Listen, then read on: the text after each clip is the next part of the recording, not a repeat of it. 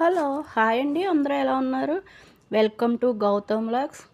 ఇంకా ఈరోజు శనివారం అండి. మార్నింగే ఫ్రెష్ అయిపోయి టిఫిన్ అయిన తర్వాత తొందరగా వంట వండేసి, పూజా సామాన్లు అన్నీ క్లీన్ చేసుకుందాం. ఉగాది వస్తుంది కదా అని తొందరగా మొదలుపెట్టేశాను. ఇదైతే వంకాయ కూరండి. ఇంకా ఉల్లిపాయ, ధనియాలు, జీలకర్ర, ఎల్లుల్లిపాయ మిక్సీ పెట్టి అది ఆయిల్‌లో వేసి కుక్కర్‌లో ఆయిల్ పోసి ఉల్లిపాయ అంతా బాగా వేగాక ఈ నల్ల వంకాయలని గుత్తుల కింద కోసి గుత్తులకి కొంచెం లోపల కాయ లోపల కొంచెం ఇలా ఈ గ్రేవీని పెట్టి తర్వాత బాగా కుక్కర్లో వేసి మగ్గించాలి. 4 పచ్చిమిరపకాయలు కూడా వేయాలి, కొంచెం కరివేపాకు వేయాలి. తొందరగా ఎసరిపోయకుండా కొంచెం వంకాయ వడిలే వరకు మగ్గిస్తే వంకాయ చాలా టేస్ట్ ఉంటుంది. బాగా మగ్గిన తర్వాత కాస్త చిన్న నిమ్మకాయ అంత చింతపండు రసం తీసి ఆ రసం పోయాలి ఒక గ్లాసుడు. బాగా మగ్గిన తర్వాత చూడండి వంకాయ అలా వడిలిన తర్వాత పోసుకోవాలి. టేస్ట్గా ఉంటుంది. కొంచెం తగినంత ఉప్పు, తగినంత కారము, పసుపు, నాకు చిన్న బెల్లం ముక్క కూడా వేసే అలవాటు ఉంది. మసాలా వేస్తే కనుక బెల్లం అవసరం లేదు, కానీ నేను మసాలా అవాయిడ్ చేశాను.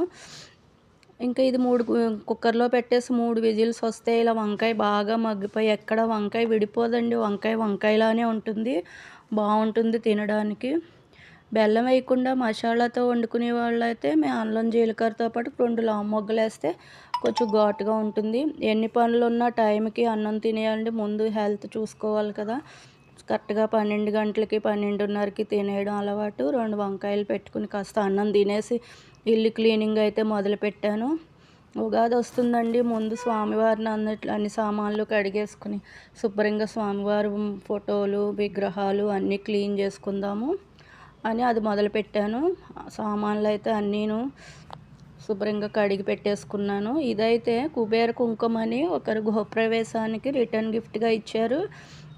ఈ కుబేర కుంకుమ అంటారు దీనిని. అంటే ఒక గ్లాస్ అంత ఉందండి. దాంట్లో శంకు చక్ర నామాలు ఉన్నాయి.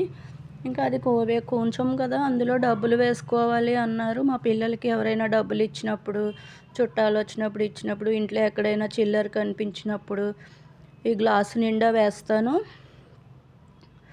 గ్లాసే కానీ అడుగున మట్టు పైన మట్టు వస్తే దీనిని కొంచెము అంటారంట. వెంకటేశ్వర స్వామి కొంచెము, అందుకే నామాలు అటు ఇటు శంకు చక్రాలు ఉన్నాయి ఈ గ్లాస్కి అయితే. ఈ డబ్బులు కూడా ఇల్లు అదో చూసారా నామాలు అవిను. ఇల్లు క్లీన్ చేసినప్పుడల్లా ఈ డబ్బులు కూడా ఒకసారి ఇలా దులిపి మళ్ళీ పెట్టేస్తాను ఆ స్వామివారి దగ్గర. మా స్వామివారు చూసారా వెంకటేశ్వర స్వామి దగ్గర ఉంటుందో ఆ స్వామివారు అయితే భలే మెరిసిపోతున్నారు. స్వామివారి క్లీనింగ్ అయితే అలా అయింది. ఇదైతే పిల్లలకి ఎగ్జామ్స్ అయిపోయినాయండి. 3 రోజులు సెలవులు ఇచ్చారు. మళ్ళీ కొత్త సంవత్సరం కొత్త క్లాసులు పెడతారు కదా, క్లాసు షిఫ్ట్ అయిపోతారు కాబట్టి ఆ బుక్స్ అన్నీ వేస్ట్. ఇంకా పాత బుక్స్ అన్నీ అయిపోయిన బుక్స్ ఎగ్జామ్స్ ఇవన్నీ పక్కన పెట్టేసి చూసారా సామాన్లు కడిగిన తర్వాత ఈ లోపల అయితే కనుక దేవుడిని అయితే అన్నీ సర్దేశాను. పిల్లల చేత బుక్స్ అలా వేరు చేసుకోమన్నాను వేట్లకయ్యి. ఈ లోపల నేనైతే క్లీన్ చేసినవన్నీ మళ్ళీ అక్కడ పెట్టేసుకున్నాను. చూడండి మా సీతారాముల వారు మెరిసిపోతున్నారు. వెంకటేశ్వర స్వామి వారు కూడా ఇలా క్లీన్ చేయడంలో బాగా మెరిసిపోతున్నారు. ఆ శ్రీకృష్ణుడు, ఈశ్వరుడు అందరూ క్లీన్ చేసినప్పుడు భలే బాగుంటాయి కదా, అన్నీ మెరిసిపోతూ ఉంటాయి. మళ్ళీ 4 రోజులకి యథాప్రకారం తదాస్తు అన్నట్టుగానే ఉంటాయి. పూజా రూమ్ క్లీనింగ్ అయితే ఇలా మార్నింగ్ కడిగేసి మధ్యాహ్నానికల్లా అన్నీ సర్దేశాము. బాగానే ఉంది. ఇంకా పిల్లలు అయితే బుక్స్ వేట్లకై డివైడ్ చేస్తున్నారు. ఇచ్చేసే బుక్స్, పాత పుస్తకాలు అన్నీను. ఇంక వాళ్ళకి ఇదేనండి. లైక్ చేయండి, షేర్ చేయండి, కామెంట్ చేయండి.